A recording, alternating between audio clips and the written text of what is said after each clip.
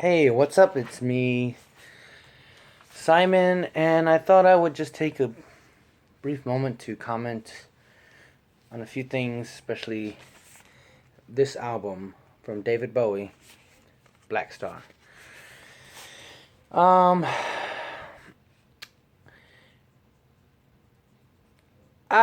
I'm only 30, so I haven't, exactly been there since. I can't say I've been a fan since, the get go, but I wasn't even born when he was busting out his music, but it was actually a hip hop song that got me into David Bowie.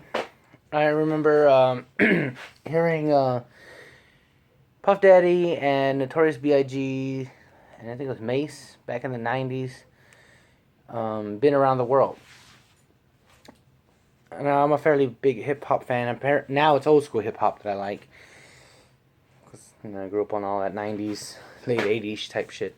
But anyways, the first time I loved that beat. I loved the bass. And I remember listening to it once when I was young, and my dad was like, "Oh, hey, it's David Bowie." Until the rap came on, he was like, "Well, that's not David Bowie." And I was just like, "Who? David? Who? The guy from the Alamo?" Which is ironic because I know he got his name from Jim Bowie. And it's funny because that's anytime I talk to my mom, she would always be like, "Yeah, why you listen to the guy from the Alamo? I thought he was dead." I'm like, eh. But anyways, yeah, that right there in the mid-90s, that was like, I started looking at his music. I was like, oh, this dude was pretty fucking cool. And, saw his influence spread to so, I mean, any artist, any person in this world would be lucky to even just do barely just that much of what he accomplished in his lifetime. And I always loved that David Bowie could, reinvent himself and just visually and musically. The dude's gone through so many genres. It's really hard to just label him as just. It's the easy route would be to just label him as a rock star, but he's just done so much, and I've loved so much of his music. And I bought this at a Barnes and Noble the night before he died, like a couple of hours before he died, apparently. I had seen the video for Black Star. I thought it was really, really. I don't want to say weird because, it's Bowie. Kind of his thing, but I was like, huh. Kind of ominous a bit here. I hadn't seen the video for Lazarus at that point.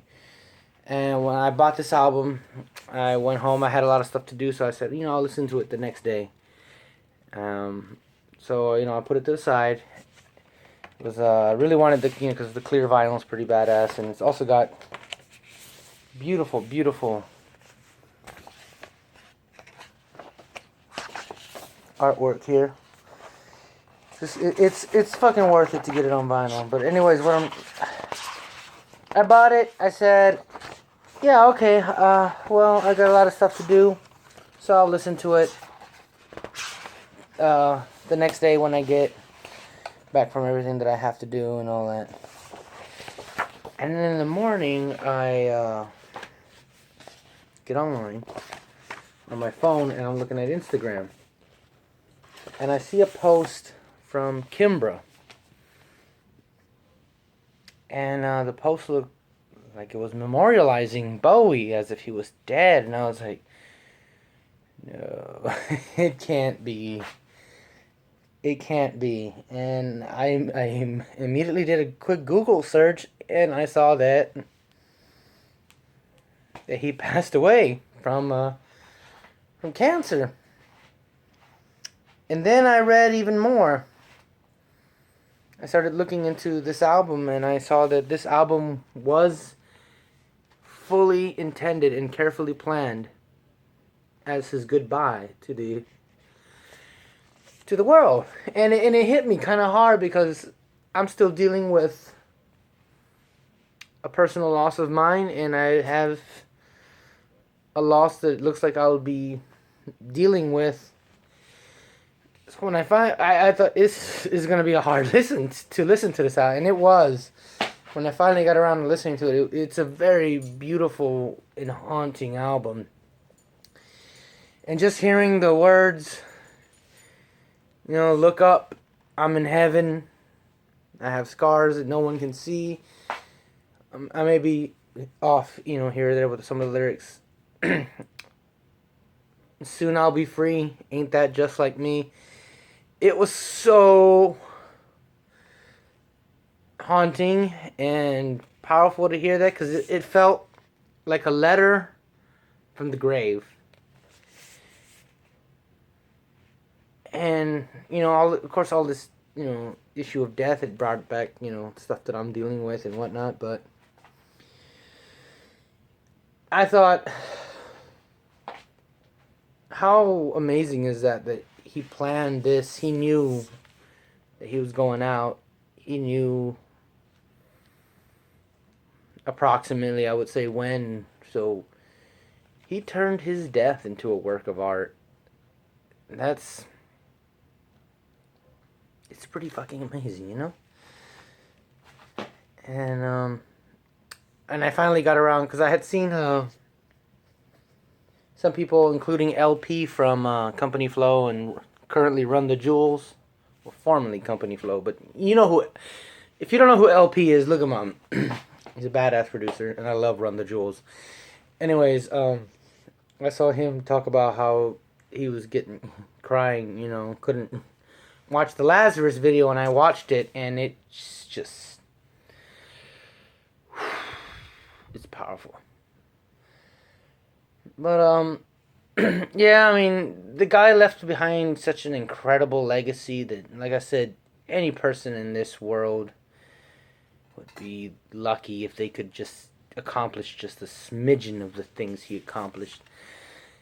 And to his death, he died making art and made the art that he wanted, and he even turned his death into a work of art.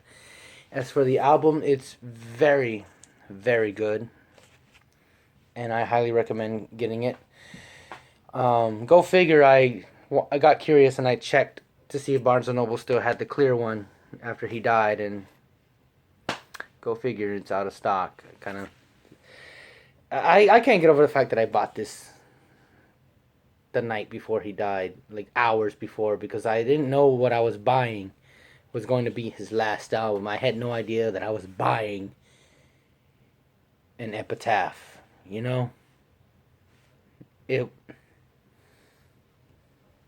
It's really gets to you. But I just really wanted to take the time out of, my life to talk about it, and there isn't a lot that I can say that others haven't said better about him. He's David fucking Bowie. I mean, for fuck's sakes, he's influenced everything from... Fuck, can you name something he hasn't influenced? I mean, one of my favorite games, The Legend of Zelda. Did you see fucking Girahim in that damn game? I mean, Jesus. I remember when I first played that game, when I first saw Girahim coming out, I was like, oh, look, Link is fighting Ziggy Stardust. Ain't that some shit?